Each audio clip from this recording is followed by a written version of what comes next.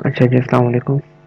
तो जो हमने आज पढ़ा था एपीएम वगैरह को इंस्टॉल करने का और उसको अपने कोड में एपीके के साथ चेक करने का, टेस्टिंग वगैरह का। तो जो उसकी इंस्टॉलेशन वगैरह थी वो मैं बता देता हूँ किस तरह है। ठीक है, आपने एपीएम तो इंस्टॉल कर लिया होगा। ठीक है, इसके लिए बेसिकली आपको तीन चीज़ें चाहिए होंगी। एपीएम आपने रख लिया अपने पास, उसके बाद आपने एंड्रॉयड स्टूडियो रखना है अपने पास, और तीसरा ये रखना है जेडीके। ठीक है, ये तीनों चीज़ें आ गई आपके पास। अब इसके बाद आपने क्या करना है, आपने जाना सबसे पहले अपने चेक करना है कि आपका ये जो पाथ देना है अपने एनवायरमेंटल वेरिएबल के लिए वो देना है अपने एंड्रॉयड के। ठीक है, अब आपने देखना है कि आपका एंड्रॉयड कहाँ पड़ा हुआ है। मेरा एंड्रॉयड पड़ा हुआ है सी में, यूजर में, माय नेम, ऐप डेटा, डूकन, ये रहे एंड्रॉयड। ठीक है, यहाँ आ गया। अब उसके लिए हमें क्या करना होता है, एक variable set, environment variable set करते होते हैं। वो किस तरह होते हैं, आपने यहाँ के विंडोज में लिखना है एनवायरमेंटल वेरिएबल, उसके बाद आपने यहाँ क्लिक करना है, उसके बाद आपने पाथ देनी है। ठीक है, पाथ आपने दे दी, सॉरी, पाथ पे डबल क्लिक करेंगे। अच्छा, पाथ आ गई आपके पास। अब पाथ आपने कौन कौन सी लेनी है पाथ, आपने पाथ देनी है एक तो एसडीके वाली। ठीक है, उसके बाद आपने पाथ दे बिल्ड टूल्स की लेनी है, उसके बाद आपने प्लेटफॉर्म्स की लेनी है, ये रहा। और ये टूल्स पाथ किस तरह देंगे, यहाँ पे जाएंगे, पूरा ये से क्लिक करेंगे, कॉपी करेंगे, यहाँ पे आपने एडिट करना है, क्लिक किया और ये पूरा पाथ आपका आ गया। ठीक है, मेरे पास सेट में तो चूंकि मैं सेट नहीं करूंगा। अच्छा, इसके बाद जो दूसरा काम है जेडीके का, जेडीके को कहाँ पास करना है, ये आपका जब एपीएम इंस्टॉल होगा, जब आप इसको यहाँ अपना इसकी ऐप रन करेंगे यहाँ से, तो एक एडिट कॉन्फ़िगरेशन हो आएगी आपके पास। आप उसके एडिट कॉन्फ़िगरेशन पर क्लिक करिएगा। अच्छा, ये मोस्टली टाइम ले लेता है। ठीक है, आपने यहाँ पहले एसडीके का पाथ देना आपका, कि एसडीके कहाँ पड़ी हुई है एंड्रॉयड की, जो मैंने अभी बताया आपको। एसडीके आपकी थी, ये पड़ी हुई आपकी यहाँ पर, ये एंड्रॉयड, सॉरी, हाँ यहीं पर है, लोकल एंड्रॉयड, ये रहा एसडीके। ये एसडीके का पाथ आप उठा के यहाँ देंगे एंड्रॉयड होम पर, और जावा होम के लिए आपका जेडीके। जेडीके कहाँ होगा आपका, मोस्टली सी के अंदर प्रोग्राम फाइल, प्रोग्राम फाइल में जावा, जावा के अंदर जेडीके। ये पाथ आप उठाकर कहाँ दे देंगे, एनवायरनमेंट के अंदर। अब ये सेट हुआ हुआ तो मुझे करने की जरूरत नहीं है, आपने जब फर्स्ट टाइम अगर कर रहे हैं तो उसके करने की जरूरत पड़ेगी।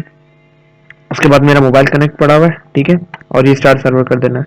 ये पास आपके पास ये स्क्रीन आ गई। आपके पास क्या करना है, इंस्पेक्टर पे क्लिक करें, फिर आपके पास एक विंडो आ जाएगी।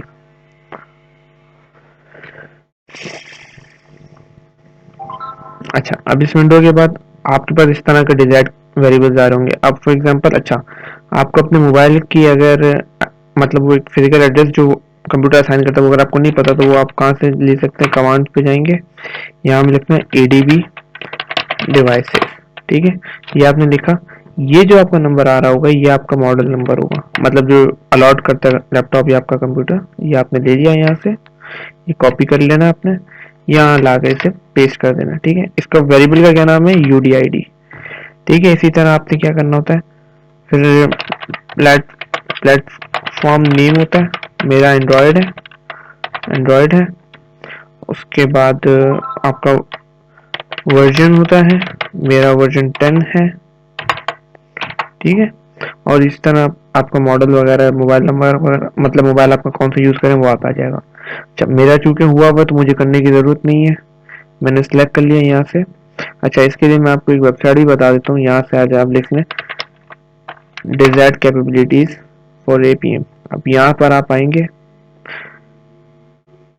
इसकी डॉक्यूमेंटेशन लिखी हुई, ये रहा प्लेटफॉर्म iOS है। ठीक है, मेरा एंड्रॉइड था, वर्जन आपका मेरा आएगा, डिवाइस नेम आपकी जो है वो आएगी। अच्छा, उसके बाद आपने जो चीज़ें लिखनी है कैपेबिलिटीज, अब ये यूआई ऑटोमेटर और एस्प्रेसो और यूआई ऑटोमेटर फॉर एंड्रॉइड, ये सारे एंड्रॉइड के लिए और आईओएस के लिए, जो आप आईओएस यूज कर रहे हैं उसके लिए यहाँ लिखे हैं। ठीक है, अच्छा, फिर आपके जो प्लेटफॉर्म वगैरह जो आप यूज कर रहे हैं वो सारी नीचे कैपेबिलिटी लिखी हुई है, कौन सा कैसे सपोर्ट करता है, तो आप इजीली यहाँ से कोड कॉपी कर सकते हैं। अच्छा, कोड कॉपी करने के बाद अपना आप उसी डिजायर्ड कैपेबिलिटीज में लिखा है, मेरे पास तो चूंकि सेफ था तो मैंने वही उठा लिया, और मेरे पास लैपटॉप में एक मोबाइल में एक छोटी सी एपीके पड़ी हुई है, उस एपीके का नाम है। अच्छा, दूसरी एक चीज, ये आपकी एपीके कहाँ से आएगी, एक ऐप होती है।